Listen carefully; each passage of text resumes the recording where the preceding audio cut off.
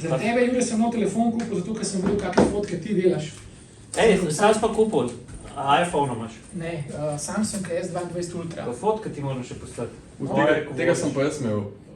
Ne, jaz sem imel 21. A je bila prejšnja? Ja, 21. Ja, tega sem imel. Pravi, da dobre dela, no. Mislim, ti tam profi vse, ampak... Okej. Kontrolor zračnega prometa.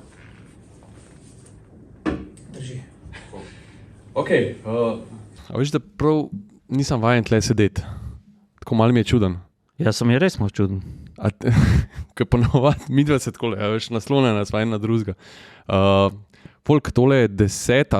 Jure, 10. že epizoda atmosferskega podcasta. Tudi nisem vajen uvodov delati, ker ponovadi tudi Ciril to naredi, ne.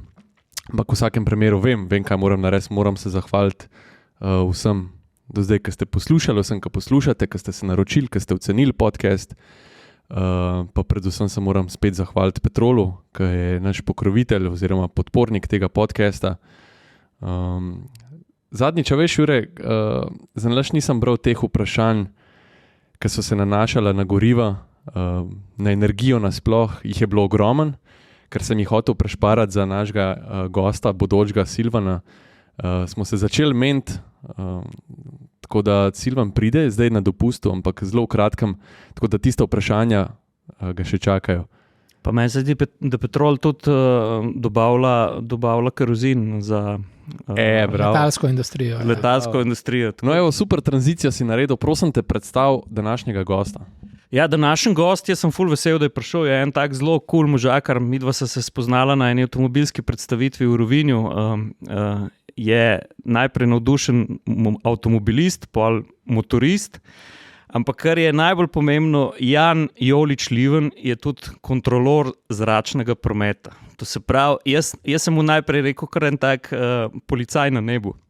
Pa mrske ve, pa jaz bom kar udaril s prvim vprašanjem. Ja. A to drži, da poleg novinarskega dela je kontrolor letalskega prometa top 10 najbolj stresnih služb? Smo v družbi. Kje si najdel novinar? Bravo. Novinari zgodaj umirajo, veš, zato ker skus nas neki roki preganjajo. Ja, ali pa kakšne vojne, pa tako, kot se zdaj dogaja.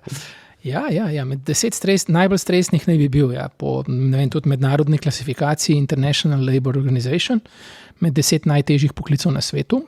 Ampak tako bom rekel, verjeten je to tudi včasih se zdi malo pretirana ocena, no, glede na to, to je mogoče držalo čist pred kakšnimi 20, 30 ali pa več leti.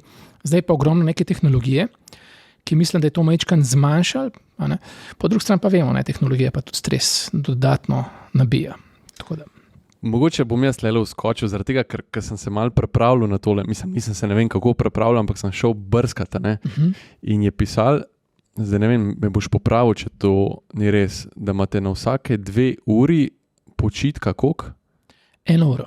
1 uro počitka. 1 uro ali več. Ampak najmanj 1 uro. Oziroma rabiš tak fokus pri delu, da je ta počitek nujen. To je to, ja. Se pravi, majčkeno je sicer različno, obstaja več vrst kontrolorjev zračnega prometa. Ta najtežji kolegi, ki delajo na radarski kontroli, oni morajo po pravilniku o delovnem času pri nas imeti, se pravi, vsake 2 ure, polne 2 ure, ko dela, mora 1 uro počivati. Ali več, ampak 1 ura mu pripada. Letališki kontrolorji zračnega prometa, to tudi sam delam, včasih sem delal na radarju, ne delam več tega. Mi pa lahko delamo do 3 ure, pa potem pripada 1 ura pauze. Veš, kaj se bojim, da ne bomo tole debato že v štartu razvili preveč na širok. A se lahko vrnemo na začetek, pa mogoče sam razložiš svoj poklic, oziroma kaj sploh je tvoj poklic? No, to se mi zdi dobro, ja, da povem v osnovi. Tudi sam, ko sem začel s tem delati, sem najprej, ko sem se sploh prijavil, ko sem se bal, da nisem se prijavil nekam, kam bom karte ščipal, pa pregledoval za vstop v letalo, kar me pač zanimalo vse z letališčem, pa sem rekel, tudi to je redo, ampak ni. Lahko bi na dolg pa na širok povedal glede našega poklica, ampak bistvene stvari, kaj kontrolorji zračnega prometa delamo, je, da varno vodimo letalski promet nad ozemljem neke države. Se pravi, od štarta, ki dovolimo pilotu, da štarta letalo, motor je zažene, mu nek kup podatkov povemo vremenskih, od steze, vetra, ki najpomembnejših zadev, potem odločimo se, v katero smer bo poletu in potem od štarta motorjev do izhoda iz države ga dejansko pripeljemo varno, se pravi varno od drugih letal. To obstajajo metode, kako se to vodi, se pravi, pri nas so neki železni zakoni, bi temu rekel. Se pravi, med letali mora biti 5 mil lateralne separacije, če so na isti višini, ali 1000 fitov, to je 333 metrov višinske razlike.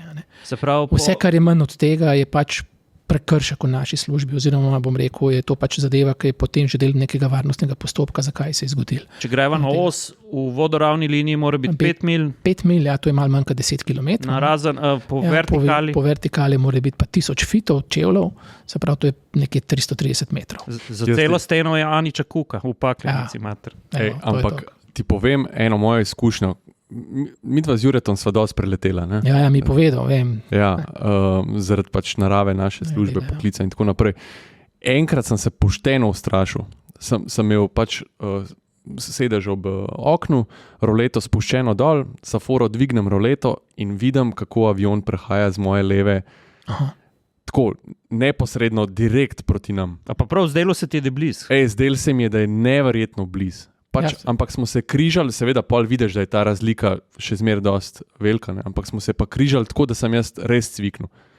Ja, to je sploh na neki višini, težko človek oceni, pa tega ni vajen, pa hitrosti so velike, to tudi sam sem neki se pač prevozil z letali, ali pa kad smo imeli včasih, mislim še zdaj, za našo službo je bilo tako, dokler je bila še Adria živa, smo imeli nek sporazum, ko smo prihajali novi kontrolorji v službo, smo dejansko par teh cockpit flightov imeli, se pravi, v pilotski kabini smo se parkrat zapeljali s piloti. Ja, prav z njimi? Ja, prav z njimi smo bili del njihove ekipe, zato da smo videli pač, kako ta komunikacija poteka, kako naši fanti na drugi strani te izkušenje delajo, kako je tuja kontrola, da slišiš majčkan, ne, in pač vsak je naredil kar nekaj teh, eni več, eni manj, sam sem naredil, kaj pa vem, 3, 4, 5 cockpit flighte, nekaj taga, ne. In čeprav si tam noter, ne, pa vidiš, ko ima pilot svoj radar, pa ti pokaže, da je to letalo že na radarju, pa ko prehaja, ne moreš verjeti, ne, pač kako blizu se to skupaj zaradi teh hitrosti.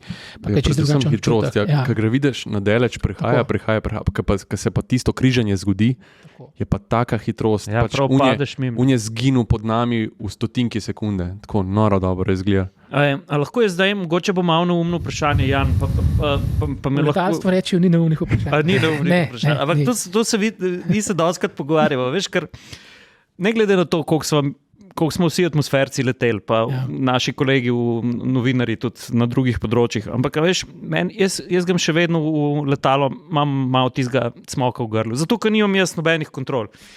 In jaz se doskrat vprašam, a bi... Naprimer, da je Jan gre danes v nočno službo, ne? Jaz pa Saša pa pristajamo v Brniku in se z obema pilotoma nekaj zgodi. A misliš, da bi mi trije, če bi se pogovarjali pa sledili tvojim navodilom, spravili ta avion na tla, ne?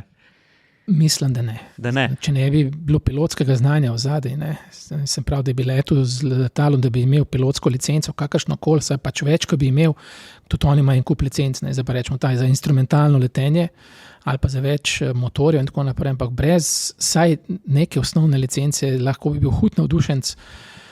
Ne vem, jaz mislim, da ne.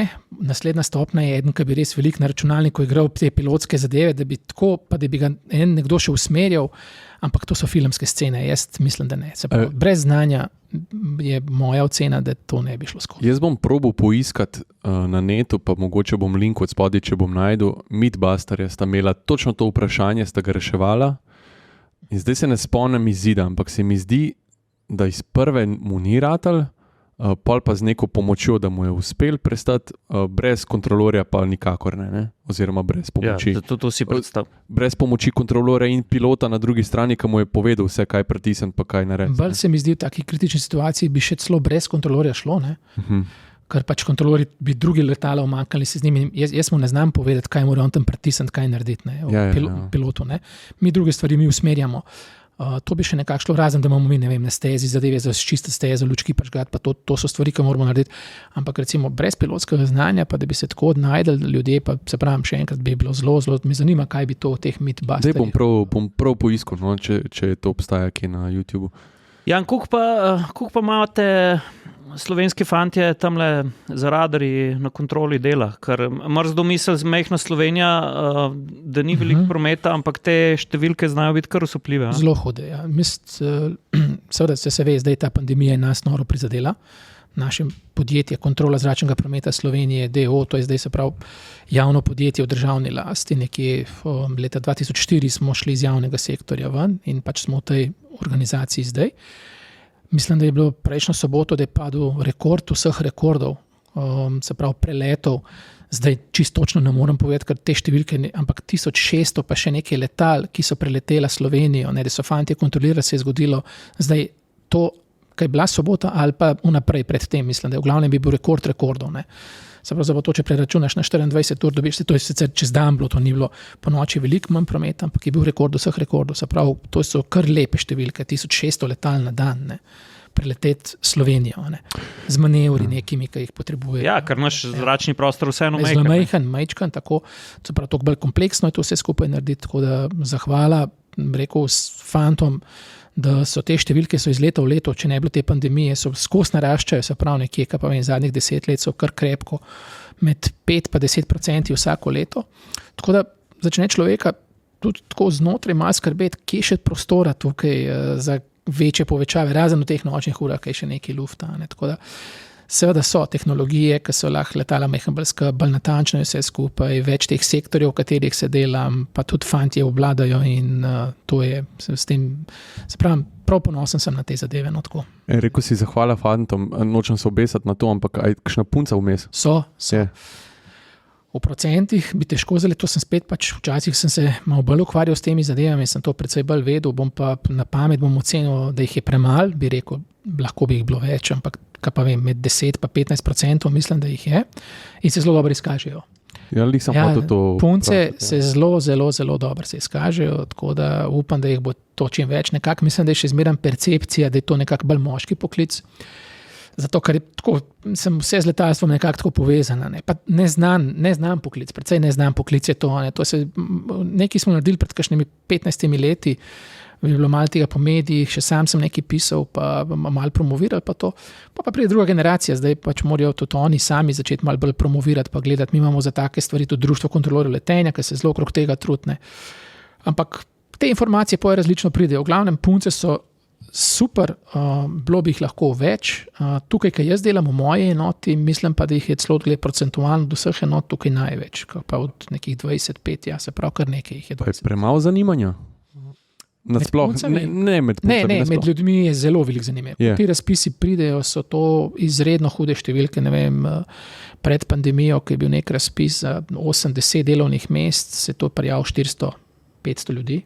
To se mi zdi kar veliko, glede na to, da je to samo tako, kakšen razpis v enem časopisu ali pa nekje v zavodu se ga nekam da, pač pa ni to tako, da bi to oglaševali na vseh možnih medijih, ne. Tako nekje taka številka to pride, ne. Tako da meni se zdi velika, ne. Pa je pa izborni postopek, ki je pa precej kar hud, rekel tako konkreten, ne. Sem tako, en del je nek računalniški, ki je zelo težek, pa ki moraš pokazati veliko znanja, sploh iz angleščine in to vse skupaj povezovati. Pol gre pa nekaj še za psihološko preverjanje, potem še ekstra zdravstveno preverjanje, pa je pa še nek razgovor na koncu in to vse skupaj se mora sestaviti pač v to, da prideš skozi ta filter 500 ljudi do 10, recimo. Ne. Naredi jih pa recimo, ne vem, od teh 500, kakor vem, jih naredi tako, da je vse dobro, ne, da pridejo, da je neka daljša lista, 10-15%, pa se pa med tem izbere pač najboljše po ocenah, ponavadi tako naredi komisija. Se mi zdi, da bom ta trenutek povečal zanimanje za tvoj poklic med avtomobilisti. Aha, v redu. Ti boš rekel, če je to res. Jure, si vedel, da baje sedijo v Recaro sedežih? Ja, pa tudi tako, ker mi je Jan razlagal, ne. A veš, prvič malo se bom navezal nazaj na punce, zdaj mu bom 2 vprašanja postavil. Zdaj, verjetno pol, če so se res tako dobro izkazale, je nekaj na tem, da so res boljše multitaskerke, kot mi fantje. To bo Jan povedal. Pa drugo še, ne sem, da so Recaro sedeži. Jan, mislim, da imajo tam v enoti eno novo zadevo, ki je skoraj malo ročici sodobnega traktorja podobno ali pa Airbusa, ki neki tipkate zraven vodite, ne. Kako on joystick izgleda, Jan? V bistvu ni joystick, taka majhna tipkovanca je, to je čist neki nov sistem, CPDLC se reče, se pravi, da določene ukaze na radarju lahko kolegi moji, tam, kaj te delajo, pilotu sporočajo, brez da bi mu glasovno govoril, ampak te ukaze prek te tipkovnice odtipkane. Pilotu se pa na tem displeju prikaže in on to potrdi in kontrolor potem vidi, da je to potrjeno, mu to pokaže. Zato, da se zmanjša ta komunikacija, ki jo veliko ti lahko ta čas z enim govoriš, ne, enemu pa to pošleš, pa natipkaš. Ne. Aha, se pravi, en avion glasovno vodiš, drugega pa že drugi pa lahko tako na ta način. Sploh tako bolj enostavni ali pa taki, rekel, standardni ukazi, ne, in mora biti pa tudi letalo to opremljeno, posadka certificirana, pa to, ampak to pač je dosta avtomatizirana zadeva. Ja. Taka manjša tipkovnica, s pomočjo katere to zadevo spravaš do posadke v letalu. Kakšni pa so te mislim, zdaj niso več tako novi prostori, ampak niso. Ampak vseeno se mi zdi, da so. Lahko povabili, da pridete to pogledati, zdaj več pandemije, ne, pa da zrihtamo en dober. Jaz bom rekel, da naša kontrola je nekaj, sem jih že videl, no, pa verjetno so tudi že kje druge kaj naredili, ampak še zmeraj mislim, da, kaj pa vem, da je top 10 v svetu. No. Kar pa je, mislim, že zunanja ta videz te stavbe je fenomenalen, kot NLP tam na tisti travniku, potem znotraj, ne, če bi jo to videli, je pa vrhunski. No. Rekel, oprema, ki jo imamo, je za pohvaliti. Sploh delovno okolje, prav ta delovni pult, na katerem delamo, je fenomenalen. Čist tudi slovenski proizvod smo ga skupaj z tukaj enim podjetjem iz Ljubljane, zdaj točno se ga ne bom niti spomnil, bi mogel fejs pomisliti, tukaj iz Črnučje, mize se dvigujejo, spuščajo se, lahko stojiš pa delaš, lahko sediš, lahko je neka umestna varianta, kakor ti pač paše, ne. Izredno čisto, sterilno okolje, sistemi so fenomenalni za podporo kontrolorjem, se pravi tako super, delovno okolje je res dobro. Stavba sama je fenomenalna, samozadostna je tudi, kar se tiče tega ogrevanja, hlajenja. Tako bom rekel, da kar dobivamo od zunaj kolege, ki pridejo izmenjavo, kakršnekoli sestanke, ne, pa to pridejo noter pogledati, čeprav gre zdaj za stavbo, ki je nekih skoraj 10 let, ne, so navdušeni. No. Ni zelo pravilo, da so te prostori na letališču, ne? Pač vi imate to na letališču, če se prav spomnim, so bili včasih Ljubljani, na Kotnikovi 19, tam v kleti, tako, to je bilo včasih, tam smo imeli nemogoče pogoje.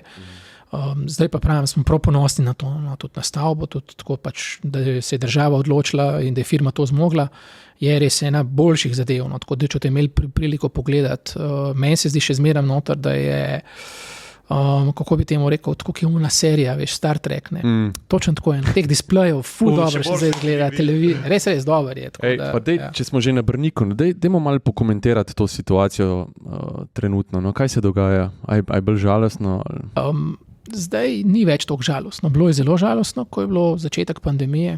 Imam neke slike, ki pač nisem mogel verjeti, da to doživel trenutek v svojem življenju, ko bom šel v službo ali šel iz službe. A so bili črni zasloni? Čist sam sem bil, se pravi, jaz sem bil v letališki stavbi, pa na tistem asfaltu, tam, ko potniki pridejo, prvi stik z letališčem, čist sam, ne enega avta, ne parkiranega, nobenega človeka, se pravi, zgledali je apokaliptično, kot iz enega filma. Srhljivo. Ne moreš, ustrašiš se, ne. Jaz pa Saša sva to v Frankfurtu doživela. Ne, midva sva to doživela na Brniku, Jurja, se ti spomniš, da smo mi video z gasilci snemali na letališki pisti. En dan je bil, mislim, v celem dnevu je bil planiran en pristanek aviona, ki je šel na servis in mi smo samo na tisti avion mogli paziti, ki je bil pa itak, ne vem, popoldan, zvečer. Ne. Se pravi, smo bili cel dan sami na letališki pisti, mene je tudi, by the way, tam gasilski odplaknil po stezi, tako da, to si lahko pač dam v CV, ne, tako, po mojem noben tega ne umel. Okay. Zdaj pa praviš, da je boljše. Boljše, se pravi, pandemija je naredila ogromno pač slabega, posod, pri nas je bilo to res tako disaster, če stojko rečem. Potem še en dogodek pa pred pandemijo, ko je pa brniško letališče močno zaznamoval, je bil pa propad nacionalnega prevoznika Adrie, ne?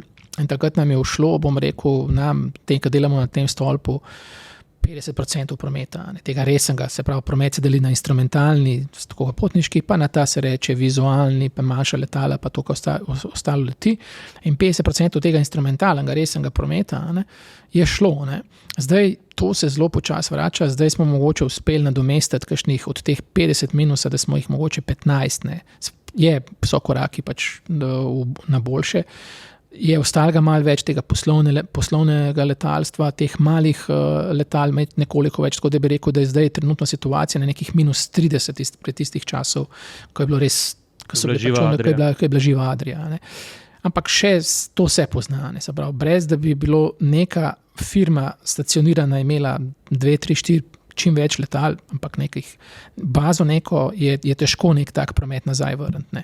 Zelo težko. Zdaj smo malo široko zajeli trenutno situacijo, ampak se mi zdi, da prav trenutna, ne, s tem pomanjkanjem kadra je pa vsaj za moje pojme katastrofalna. Jaz sem včeraj letel iz Düsseldorfa v Benetke, ti povem, 2 uri pa pol sem bil prej na letališču, sem bil že čekiran brez prtljage, pa sem komi čez prišel. Ne. Aha. Ja. Se pravi, štala je totalna. Milijarda ljudi je tam, se mi zdelo, tako da čaka na vsak je iskal nek svoj vir informacij, pomoč, ljudje so tavali okrog, mislim, tako katastrofalno. Zadeva je zelo zanimiva, pač tisti, ki so to vedeli, so opozarjali takrat, ko se je začel odpuščati v teh sektorjih v pandemiji, da te ljudje, ki enkrat grejo, so zelo dolgotrajni postopki, da nazaj prideš. Ja, ti ne moreš ekipe kar nadomestiti. Ti ne moreš kar nadomestiti, to je en kup enega specifičnega znanja za določene licence, tudi to, ko se okrog letala sukajo ljudje.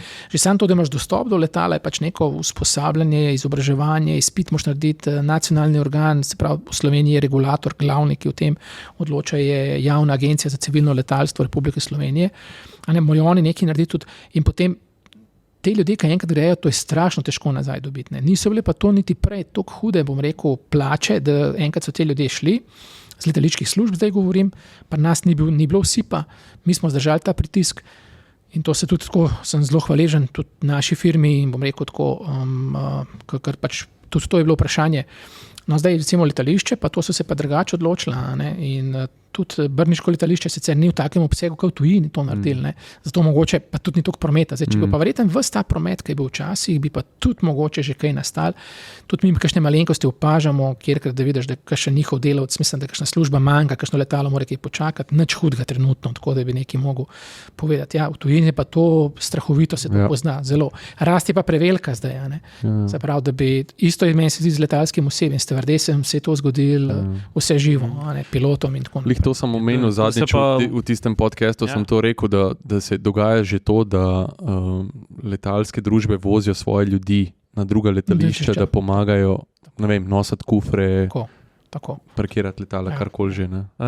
Jan, veš, kaj sem te hotel vprašati, ne? Ker doskrat se srečamo, pa ena letališča so bolj impresivna, druga so manj impresivna. Včasih, ko pogledaš, ne vem, recimo v Frankfurtu, pa tudi v Münchnu v končni fazi, ko pogledaš tako za sabo, veš, na tem letališkem transferu, koliko avionov je v zraku, kje vse lučke utripajo.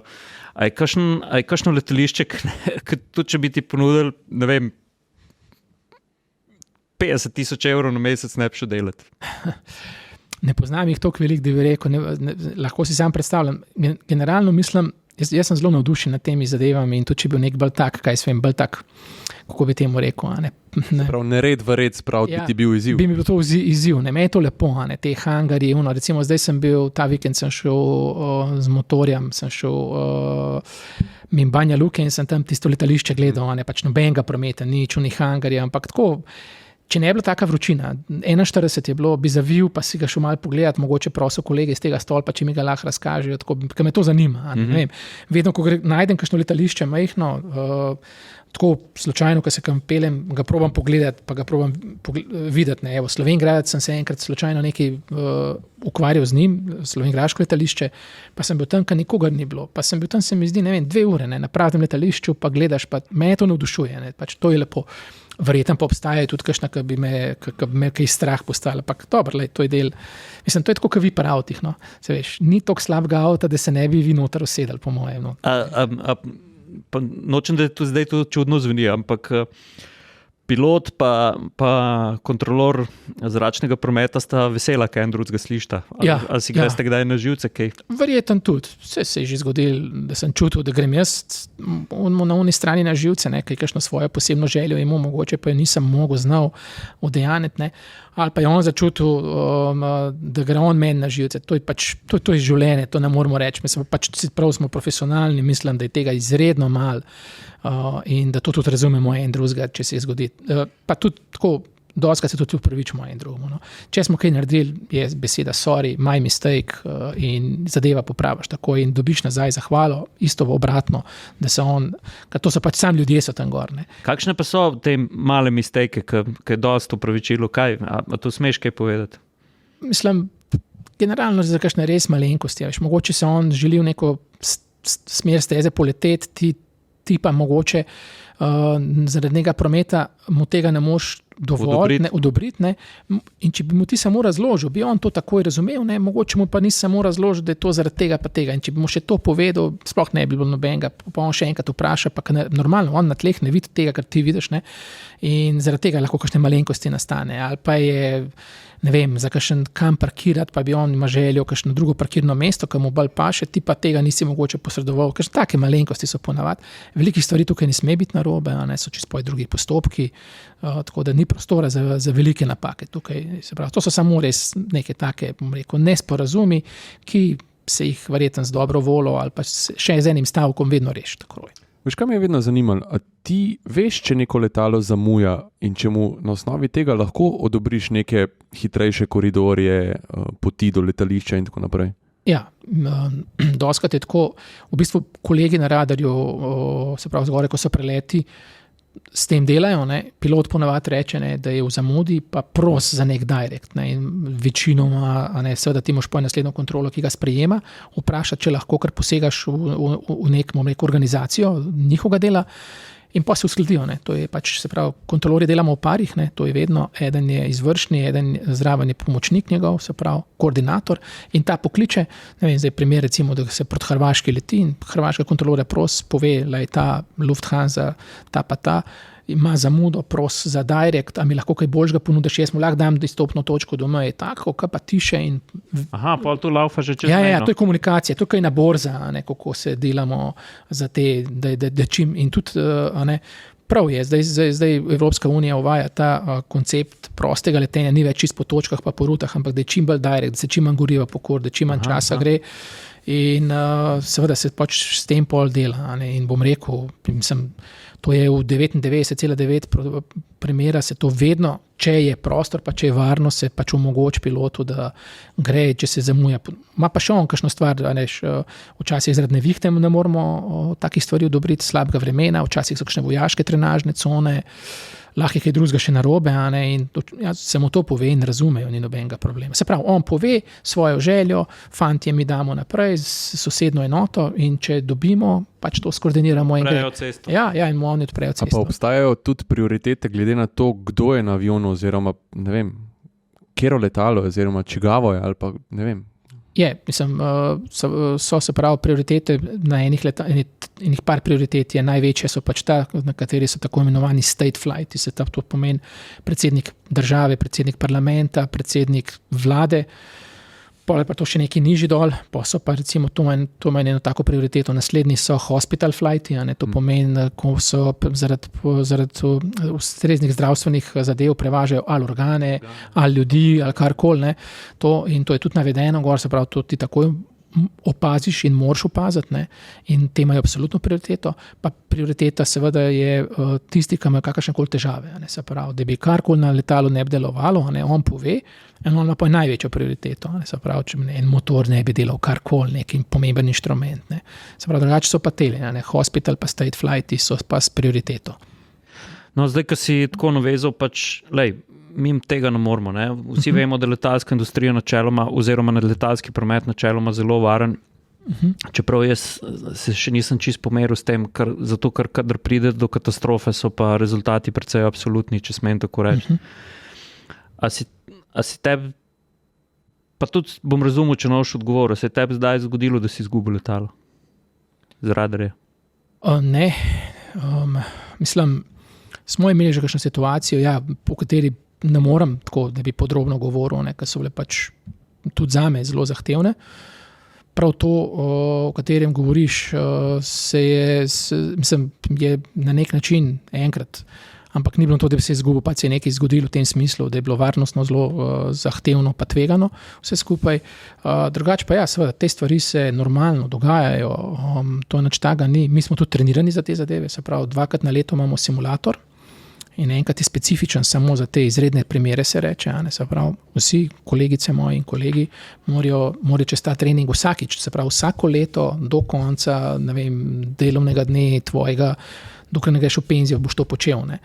In to je dosti stroga zadeva. Ne? Tega se vsi malo, tako bom rekel, malo ženiramo in malo prepravljamo. Tisti dan ni nikomur tako prav, tisti da rečeš, da bi... Ni to rutina, ne? Ne, tisti dan je pač lahko vse živo. Ne? Inštruktor se potrudi, da tega malo naredi bolj takega nenavadnega. Ne? Tako da smo za te izredne dogodke smo trenirani. Ne? In to je tudi, mislim, zakonodaja je taka. Se pravi, v EU morajo vse kontrole tako delati. In tudi piloti imajo isto. Ne? Oni imajo pa na kontra, se pravi, simulator iz letenja, ki se pa on z nenavadnimi dogodki not ukvarja. Tako da ta zadeva je, bom rekel, super postavljena. Ne?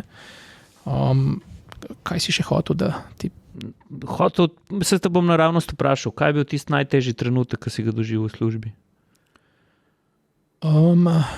Najtežji trenutek. En težjih je bil, ko sem jaz kakšne neumnosti, ki sem jih tudi naredil. Ne. Pa se pojaviš pred to, pač mi imamo pa te varnostne komisije, ne, pa jim moš razložiti, zakaj si tako, pa že veš, kaj si kakšno stvar naredil, pa ko te čaka ta razgovor, pa rečeš za božjo voljo. Vidiš, da so bile zadeve, ne vem, ali zaradi tega, ali zaradi, ne vem, posledica slabe odločitve, ker nisi, takoj ti je to jasno. Kakšne so bile pa, se pravi, konkretno po nekem primeru tem ne morem to povedati, pač, kaj so bile pa pač take, da niso to za naravo, tako za veter povedati. Ja. Kaj pa tole, kaj se je zdaj zgodil z zaprtje zračnega prostora zaradi Ukrajine, pa to, kako obvladujete te zadeve, kako to izgleda? Se pravi, mi nad vsem kontrolami je še, bom rekel, inštitucija Eurocontrol, ki skrbi v Evropi, da vse to teče, laufa, da se plačila izvajajo, kje se lahko, kje se ne sme, kaj se da, kaj se ne da. In se pravi, ukrajinski zračni prostor se je zaradi vojne zaprl in zanimivo se je pač ta precej prometa se tam teče, se je pomaknil južneje dol in pritisk tudi na nas. Zato imamo mi po moji laični oceni, da je tudi ta rekord letos se sprožil zaradi tega, ker se je pomaknila vse rute so se pomaknile, ker prve do Ukrajine so mogli pomikati dol in tako naprej. To je tudi velik zračni prostor? Ogromen je, ogromen, pa tudi Rusijo je to letel, ne. Pač ko se izda prepoved letenja, to se objavi, mi imamo temu se reče notice to airmen, se pravi, to so taka sporočila, preden se pilot usede v kokpit, mora to sporočila prebrati, se pravi, za državo, iz katere poleta, kjer bo preletu in na letališču, v katero pristaja. To je en kup teh sporočil in tam noter je vse zapisano, veš, kaj ne smeš, kaj lahko pričakuješ in tako naprej. Sedaj tega je lahko veliko, to kar traja, lahko da se to vse pogledaš, pa da natančno. Je to v posebnem jeziku tudi napisano, samo v angleščini, ampak tako, da to mi znamo brati, se pravi, letalci, to nam je jasno, zakaj se gre. Se pravi, nad Ukrajino se zdaj to ne sme leteti in tudi Slovenija bi lahko, recimo, zdaj smo imeli cono na Krasu, to sem hotel vprašati. Kršenje je bilo, ne? Se pač s tem notamo naredila cona, ki je bila jasno v teh koordinatah je bila napisana, katera je in je bila to cona prepovedi letenja, razen za letala, ki gasijo noter. Se pravi, noben ni imel dostopa in to se z nekim volumnom naredi, objav se in nobenih težav ni bilo, da bi zdaj neki ljudje tam hoteli leteti, pa to, ker letalci so taki, da to morajo pogledati, se morajo s tem informirati, pa tudi pač to je vse vidno, na radarju danes ne skriješ nič več. Pa se to mi je bilo vedno fascinantno, ko odpreš zdaj že na telefonu, flight radar, odlično, pa vidiš pač posod letala, pa samo ena cona pač brez letal, in ti je prav hecan tisti pogled. Ampak, mogoče vprašanje, ki se na to nanaša, te flight radari, pa to ko nekomu, ki nikoli ni videl teh zadev, pokažeš, da ti dejansko lahko vidiš za vsako letalo, kam leti, koliko je visok, hitrost, praktično vse podatke. Praktično skoraj tehnične podatke že vidiš. Ja, tudi vidiš tip letala, registracijo, čisto vse, koliko uri na letu, ne vem, hitrosti pa to. Zelo zanimivo, meni pač, mi se moramo tudi z varstvom podatkov znotraj, pa mi imamo vse to zaščite, naši računalniki grejo čez neke od firme serverje, to ne moš kar tako, da je to tako odprta zadeva. Ja, to je meni tudi tako me preseneča. Po drugi strani, tako, to smo se s kolegi že dostakrat pogovarjali, ta situacija v svetu, kakšna je, zaradi teh stvari, zna biti, da to imamo, zdaj, da pa čez, ne vem, par let, pa da teh stvari več ne bomo imeli, ker če bi bilo slučajno, seveda, če bi se pokazali, da je bilo zaradi tega, ker je toliko podatkov tam, da so ljudje do tega prišli, čeprav, če tako pogledaš, pa spet, kaj bi pa lahko s temi podatki delal, ja, veš. Veš, kaj sem te hotel še vprašati, Jaz sem meni je bilo skoraj, nisem si znal laično razložiti, kako je mogoče, naprimer, tale incident, ki se je zgodil v Zagrebu, ki je ta dron preletel, letalnik vojaški. Ja. A tu, naprimer, jaz razumem, da kontrolorji civilnega letalstva pa vojaškega imajo drugačne dostope, pa kaj se sme, pa kaj se ne sme. Ampak kako se je to sploh lahko zgodilo, da en tak relativno velik, hiter leteč predmet preleti v sred Zagreba in se raztreši, pa da tu ni se sprožili neki alarmi? Ker ne nazadnje, to je bilo tveganje verjetno tudi za potniška letala, ne? Sigurno.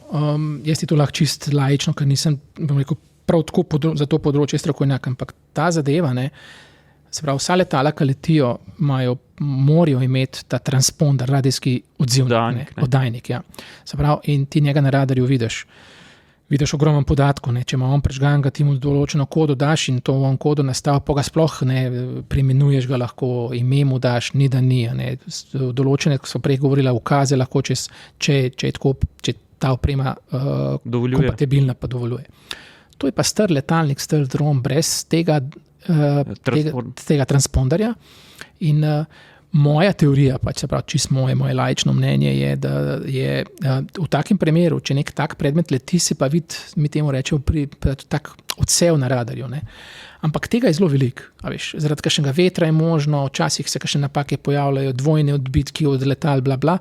Mislim, tehniki, radarski bi to veliko znali o tem povedati, bi tudi znali zelo dobro razložiti, ampak to so te odboji, ki jih ne jemlješ resno, ker smo tukaj navajeni na to, da imajo vsi te transponderje prižgane.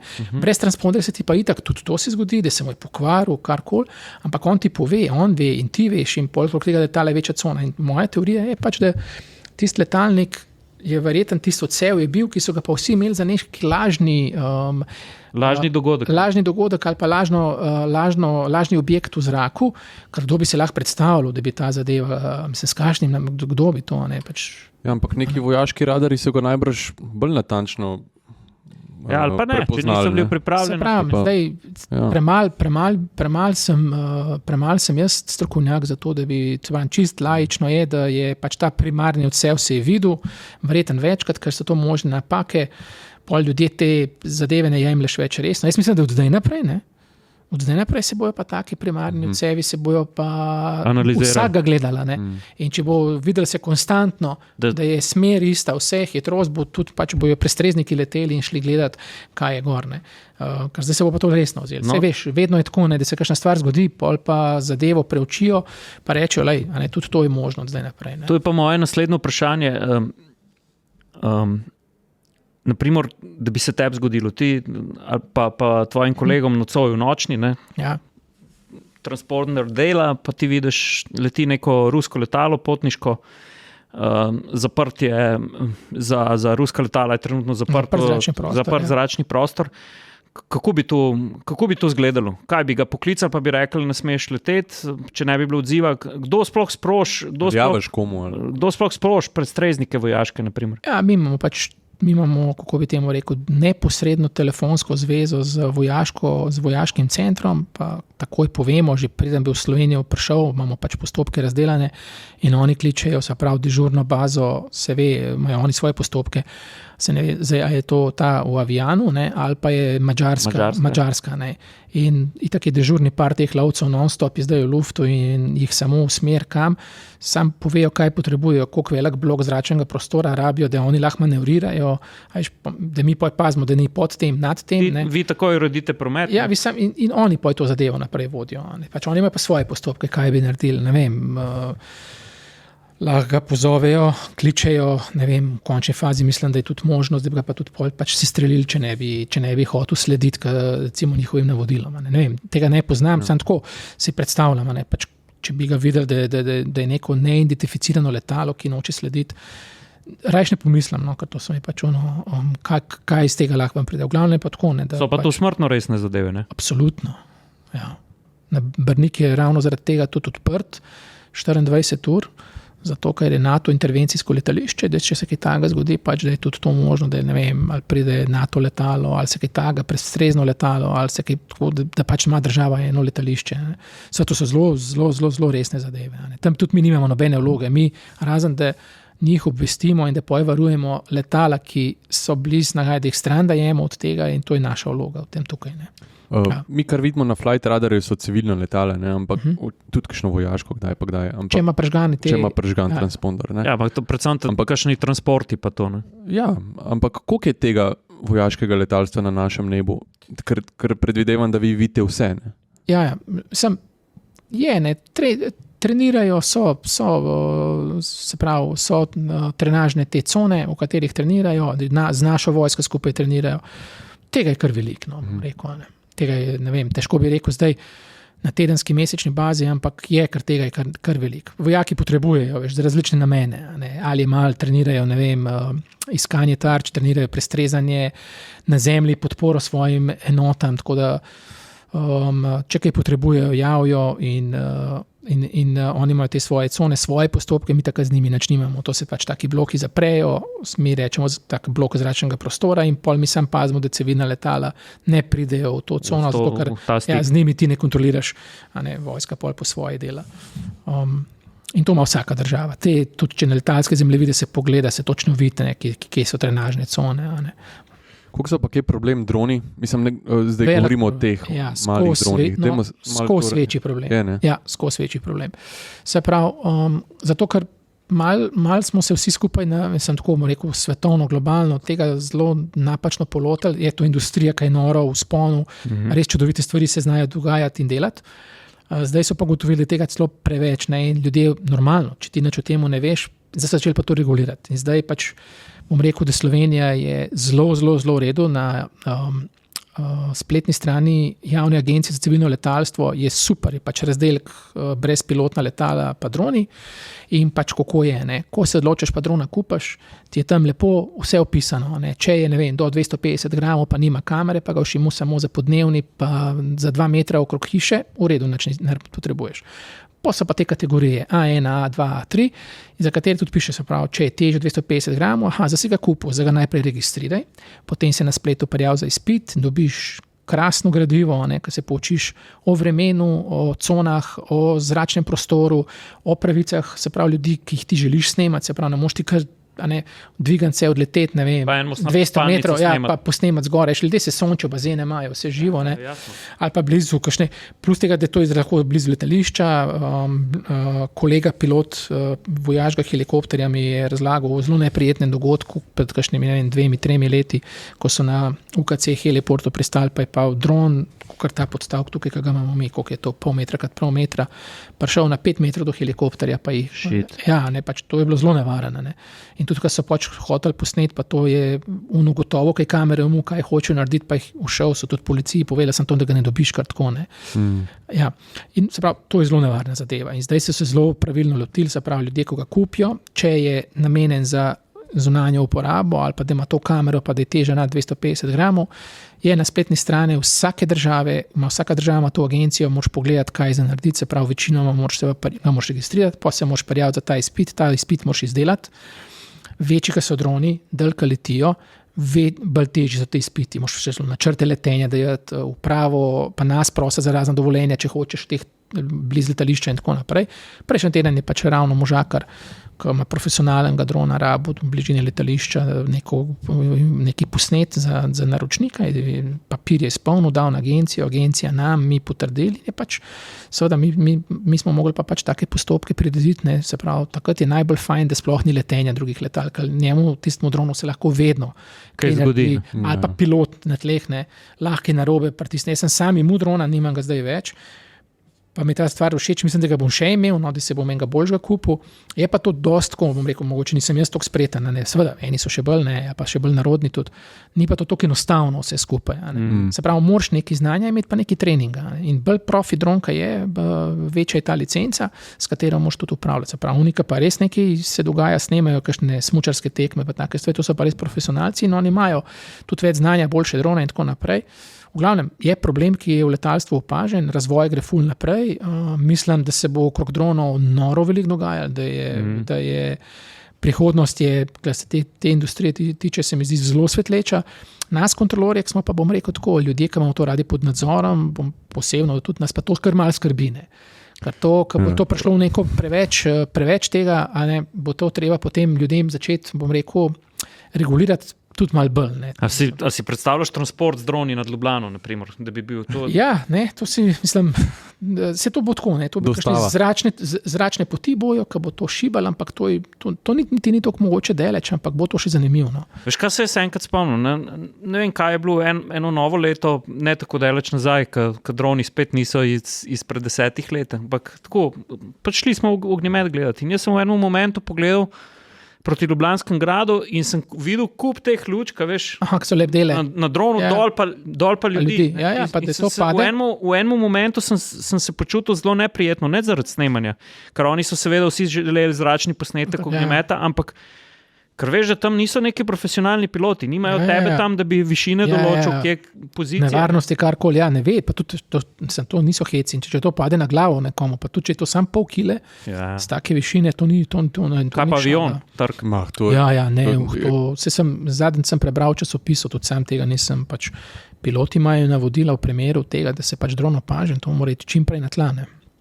Se pravi, tudi zadnjič so specifično opozarjali zaradi gašenja na Krasu, če sem prav prebral v delu, da naj se ljudje nehajo hecati s temi droni, ki so mislili nekaj snemati, ker pilot, ki bo to opazil, bo mogel iti stran od njega in se prav zgubijo letalnik, ki bo tam pomagal, ker to on ne ve, kako on obvlada, kaj lahko, kaj ne. In lahko se dron zgubi. Problem, recimo, jaz sem imel en tak dronček, pa ni bil čisto najslabši, bil pač, ne vem, kaj ta Spark od DJI-ja. In to, kaj je šel, ne vem, 200 metrov, 300 stran, ne vidiš ga več, ne. Ti, če ga zgubiš, pol se veš, kako je to, ne. Zdaj, eni so imeli to funkcijo, imajo vklopljeno return to home, eni tega nima, eni to sploh ne vejo in tako naprej, ne. In pol se začne, ne. In to je nevaren, zelo nevaren. No. Jaz sem videl en posnetek, mislim, tega ne govorim zaradi tega, da bi koga spodbudil, da to naredi, ne, ampak nekdo je z dronom snemal A380 Airbusa od blizu, ne. Se pravi, Airbus leti mimo drona, tako zelo na blizu. Lahko da je bilo zmenjen. Ne, ni bilo zmenjeno. To je pa drugo. Ni bilo zmenjeno, ampak je res neka neumnost bila, no? Ker je ta posnetek je prišel ven in je bila cela štala zaradi tega. To je pa drugo, ja. Bom dal link, ampak se pravim, ne zaradi tega. To je neumnost, čista neumnost. To Jan se ne počne, ne? Ne, nikakor. Se pravim, še enkrat. Tudi plane spotterji, ne. Kaj se zgodi, če ptica preleti v avion, kaj šele, če taka stvar? Točno to, se pravi, še enkrat tudi poslušalce klep pozivam. Droni so super, kdor si ga mislil, ti je prva stvar, da se gre na splet pogledati, v katero kategorijo ta zadeva paše. Pa še tako bom rekel, tudi če ne paše to kategorijo, to izpit narediti je dodatno znanje, to so take super stvari, ki jih tam zveš, ne. Od letalske meteorologije, zračnega prostora, do posebnosti v letalstvu, kaj pa za to. Tako zanimivo je tisto, kad gradivo prebereš, tako da poznam ga, ker sem šel tudi ta izpit narediti, veljati v celi Evropski uniji, ne. Se pravi, ti s tem izpitom, če si ga naredil v Sloveniji, kjer v EU imaš dron, prideš, daš na razen, pa tudi res ti je jasen, ne. Jaz sem pač nekje enkrat, kje smo bili te Cinque Terre z družino, drona razstavam, ne, svojega in hočem tam leteti z njim, nobenega turista nikjer, nič ni bilo proti večeru, seveda sem kot pa, ta se je pokvaril, ne, nikamor. 1 meter od tal se je odlimal in je lebdel, levo, desno, nič ni hotel narediti. Potem sem šele gotovo, da spadajo te Cinque Terre, ko sem šel na zemljevid gledati, v zaščiteno cono, ne, se pravi. Ni mogel leteti, ne. On je bil geolociran in je vedel, da je tam noter in je samo dvignil se 1,20 m in to je to, pa piskali vse skupaj, da nekamor ne gre. Sam unika pa to znajo obvoziti, ne, da ni, se pravi, imaš ti drone, ki nimajo tega noter, teh softverov, DJI pač to imajo, ne, ali pa kakšen zna to ven dati, ne, in potem tam letiš, ne, in ljudje pač ne vejo, meni je bilo jasno, da je nekaj narobe, ne, potem sem šel vedeti, koliko je shit, to je pa zaščitena cona, ali skoraj bi neumnost naredil, pa tudi, če bi me dobil, bi kazen plačal, da sam gledaš, ne, če bi mi uspeli poleteti tam okrog, ne. Kaj šele, ki bi izvedel, kaj delaš? Ja, še duplo bi dobil, ne. Še en posnetek sem videl, pa sem te hotel vprašati, kako se to lahko zgodi. Bom tudi linku, zaradi tega, ker je zanimiv, no, mislim, en fascinanten. In sicer en jadralni padalec se spušča oziroma lebdi po zraku in nad njim tako zelo cestna, kaj je bilo, ne? Če ni celo nek private jet, pade mim. Ampak ta posnetek ni od tukaj, naš slovenski. Ne. Sem se kar ustrašil. Kako se to dogaja? Ampak, kakor vem, padalci tudi morajo imeti transport, ne? Ne, drugač ne, ampak lahko imaš, ne, ni pa nujno. Pri nas imaš cone, padalske cone, Mi jih ne vidimo, mi samo vemo in mi pač, bom rekel, letala ta, ki letijo, imaš najnižjo višino nad vsakim območjem določeno, kjer je še varna. Ne? Nad to višino ne sme biti nič, kar mi ne odobrimo. Ne? Se pravi, in včasih piloti hoče, temu se reče, neki vizualen pristank izvesti, to je neka poseben del zadnje faze prileta, ki hoče iti pod neke minimume. Ne? Kaj pa je ta minimum? Vsak pilot ima drugačnega, odvisno od vremena, odvisno od letala in tako naprej. In pač, če gre v tako področje, recimo Kles, se pravi severni del Slovenije, ki so ob karavankah je znano, da padalci to okrog Lesc, da jih je veliko. In če bi on hotel, recimo tam je minimum, zdaj na pamet govorim, upam, da nisem kaj, ampak mislim, da je 11.500 čevljev in on bi šel mogoče rad pod ta minimum, ne? Zato, ker bi vizualen prilet naredil karkoli, mu pač mi povemo, ne, da je možno, da je tako vreme, da so padalske cone noter, da naj bo previden, a ne? In to je potem na njegovo lastno odgovornost. On potrdi to in pol pač mora biti res pozoren in ven gledati. Padalci imajo pa tudi svoje, pač oni imajo svoje šolanja, svoje licence, oni tudi ne smejo, oziroma mi letalo, ko meče padalce, je ponavadi s kontrolorji na zvezi. Ne? Če hoče višiti, od tanka lahko mora vedno zaprositi. Tako da mi imamo vedno nek nadzor, ne, nad temi zadevami, kaj se dogaja. Ampak pač bolj je problem, se pravi, teh letal, ki niso pod našo kontrolo, pač taki vizualno letijo, izlet bi se dvignil, ampak to je njegova licenca, ne? Se pravi, to je možno, on leti na svojo lastno odgovornost, pod vizualnimi pogoji, to pomeni, da mora skozi gledati, pa opazovati, ne? Zelo se mora informirati, kaj ti znan, kje poteka, ne? In sam meni ni znano, da bi bile kakšne težave tako v Sloveniji, se mi zdi, da so ljudje izobraženi, razgledani, no, da tega ni. Še največ težav, ko preberem padalci tako, ne, ki se mečejo, pa kakšni tujci zadnjič nekaj na drevesu, en obvisel, en se je hudo poškodoval, pa sem gledal čisto nekaj. Ja, vsak let je kar nekaj. Ja, Danci, Angleži, pa tako naprej, ne. Ja, kaj pa naprimer reševanje v gorah, ne? Ja. Je tudi zelo specifično letenje, govorimo predvsem zdaj v helikopterju, ne, seveda. Ja. A to tudi vi kaj spremljate, ali ne? Mislim, helikopteri, ki to delajo v Sloveniji, so vsi iz slovenske vojske ali pa z policije. Oni reševanje delajo, se pravi ta HEMS služba nujne medicinske pomoči v zraku. Še enkrat tudi tem fantom, profesionalci, mislim, prvega razreda, nimaš kaj, ne, so dokazali zdaj tudi s tem gašenjem na Krasu, pa že toliko časa to delajo, da nimam kaj reči. Seveda, in baze so, iz kje letijo, je Brnik ali pa Maribor, ne? In ko se zve, oni nam povejo, pač oni reče, mi moramo iti v to pa to akcijo in potem kontrola, oni imajo tudi absolutno prednost. Ja, to je pa ta, ki se reče tretja, ki sem je pa emergency. Je pa Search and Rescue, se reče SAR. Search and Rescue ima tam opombo na tistem planu letenja in mi vidimo to in dobi pač prioriteto, glede na vse promet, da gre. To gre za pač reševanje v gorah, ponesrečence, vse živo je pol možno. Tega pa mislim, da je pa vsako leto več. Tako me zanima, koliko časa bo država ustrajala na tem, da bo to policija pa vojska delala pa pod temi pogoji, tako, da gre pač res reševati za vsako figo že skoraj, ne. Kar se mi zdi, da je res tega veliko, pa potrebno je to, da se ne bi narobe razumeli. Vem pa, da ima, ne vem, Avstrijci imajo to privat firmo, plačljivo, zavarovalnice to že nudijo in tako naprej, ne. Sploh oni imajo te smučarije tudi veliko. Pa lani sem parkrat sem smučal, pa 2-3 sem videl ta helikopter, ki je prišel reševati, ne, na smučišče. Ne.